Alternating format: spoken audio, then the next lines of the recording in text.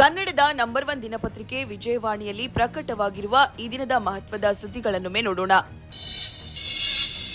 ದೇಶದ ಬೇರೆ ಬೇರೆ ಭಾಗದಲ್ಲಿ ಸಂಭವಿಸಿದ್ದ ಭಯೋತ್ಪಾದಕ ಕೃತ್ಯಗಳಿಗೆ ಸ್ಫೋಟಕ ಸಾಮಗ್ರಿ ಪೂರೈಸಿದ್ದ ಭಟ್ಕಳದ ಉಗ್ರ ಹೋಮಿಯೋಪತಿ ವೈದ್ಯ ಡಾಕ್ಟರ್ ಸೈಯದ್ ಇಸ್ಮಾಯಿಲ್ ಆಕ್ಗೆ ಬೆಂಗಳೂರಿನ ಎನ್ಐಎ ವಿಶೇಷ ನ್ಯಾಯಾಲಯ ಜೀವಾವಧಿ ಶಿಕ್ಷೆ ವಿಧಿಸಿದೆ. ಇದೇ ಪ್ರಕರಣದಲ್ಲಿ ಇನ್ನಿಬ್ಬರು ಅಪರಾಧಿಗಳ ಅಬ್ದುಲ್ ಸಬೂರ್ ಹಾಗೂ ಸದ್ದಾಂ ಹುಸೇನ್ಗೆ ತಲಾ 10 ವರ್ಷ ಶಿಕ್ಷೆ ನೀಡಿ ತೀರ್ಪು ಪ್ರಕಟಿಸಿದೆ. ಇಡೀ ಪ್ರಕರಣದ ಡೀಟೇಲ್ಗೆ ಮುಖಪುಟ ನೋಡಿ. ಬಾಣಂತಿಯರ ಸರಣಿ ಸಾವಿಗೆ ಬೆಚ್ಚಿಬಿದ್ದಿರುವ ಕರ್ನಾಟಕದಲ್ಲಿ ಕಳೆದ 8 ತಿಂಗಳ ಅವಧಿಯಲ್ಲಿ 730 ತಾಯಂದಿರು ಮೃತಪಟ್ಟಿರುವ ಆಘಾತಕಾರಿ ಮಾಹಿತಿ ಹೊರಬಿದ್ದಿದೆ. ಆರೋಗ್ಯ ಇಲಾಖೆಯ ದಾಖಲೆ ಪ್ರಕಾರ ಖಾಸಗಿ ಆಸ್ಪತ್ರೆಯಲ್ಲಿ ಚಿಕಿತ್ಸೆ ಪಡೆಯುವ ವೇಳೆ 365 ಹಾಗೂ ಚಿಕಿತ್ಸೆ ಪಡೆದು ಮನೆಗೆ ತೆರಳಿದ ಒಂದೆರಡು ದಿನದ ಬಳಿಕ 365 ತಾಯಂದಿರು ಸಾವನ್ನಪ್ಪಿರುವುದು ಸಮಸ್ಯೆಯ ಗಂಭೀರತೆಯನ್ನ ಮನದಟ್ಟು ಮಾಡಿದೆ.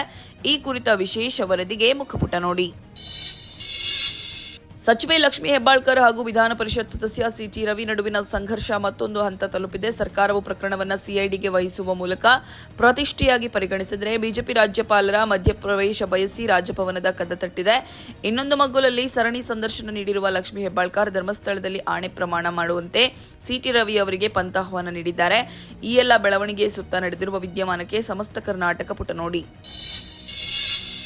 ಇಂದು ಕ್ರಿಸ್ಮಸ್. ಭಾರತ ಸೇರಿದಂತೆ ವಿಶ್ವಾದ್ಯಂತ ಕ್ರೈಸ್ತರು ಈ ಪವಿತ್ರ ಹಬ್ಬವನ್ನು ಆಚರಿಸುತ್ತಾರೆ. ಕ್ರಿಸ್ತ ಜಯಂತಿ ಅಥವಾ ಕ್ರಿಸ್ಮಸ್ ಎನ್ನುವ ಹಬ್ಬ ಹೆಸರೇ ಸೂಚಿಸುವಂತೆ ಭಗವಂತನು ಮಾನವನಾಗಿ ಅವತಾರ ಎತ್ತಿ ಬಂದಂತಹ ಐತಿಹಾಸಿಕ ಹಾಗೂ ಚಾರಿತ್ರಿಕ ಘಟನೆ ಎಂಬ ನಂಬಿಕೆ. ಭಾಷೆ, ಭೇದ, ಜಾತಿ, ಧರ್ಮ, ದೇಶ, ಜನಾಂಗಗಳ ಗಡಿಯನ್ನು ದಾಟಿ ಸರ್ವ ಜನಾಂಗದವರು ಆಚರಿಸುವಂತಹ ಜಾಗತಿಕ ಹಬ್ಬವೂ ಹೌದು.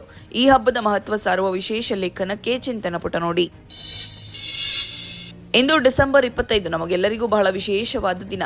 ರಾಷ್ಟ್ರವು ನಮ್ಮ ಪ್ರೀತಿಯ ಮಾಜಿ ಪ್ರಧಾನಿ ಅಟಲ್ ಬಿಹಾರಿ ವಾಜಪೇಯಿ ಅವರ 100ನೇ ಜಯಂತಿಯನ್ನು ಆಚರಿಸ್ತಾ ಇದೆ.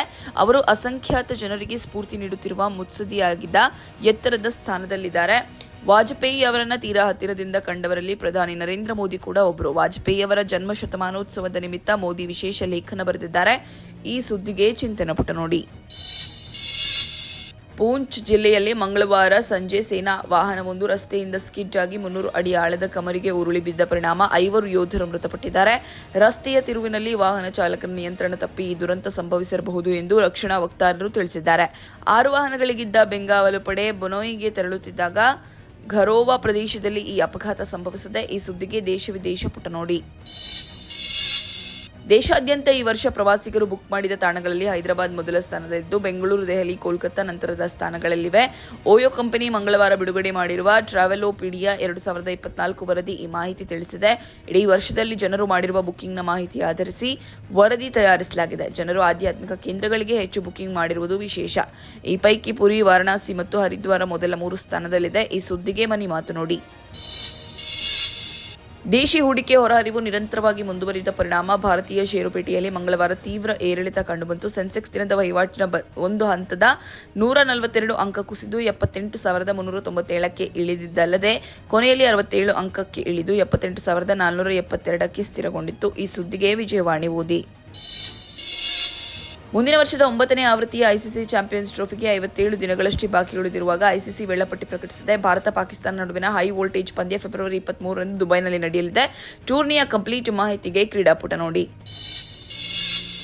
ಪುಷ್ಪಾ 2 ಸಿನಿಮಾ ಪ್ರಚಾರಕ್ಕೆಂದು ಹೈದರಾಬಾದಿನ ಸಂಧ್ಯಾ ಚಿತ್ರಮಂದಿರಕ್ಕೆ ತೆರಳಿದ್ದಾಗ ಸಂಭವಿಸಿದ್ದ ಕಾಲ್ತುಳಿತ ಪ್ರಕರಣಕ್ಕೆ ಸಂಬಂಧಿಸಿದಂತೆ ನಟ ಅಲ್ಲು ಅರ್ಜುನ್ ಮಂಗಳವಾರ ಹೈದರಾಬಾದ್ನಲ್ಲಿ ಪೊಲೀಸ್ ವಿಚಾರಣೆ ಎದುರಿಸಿದ್ರು.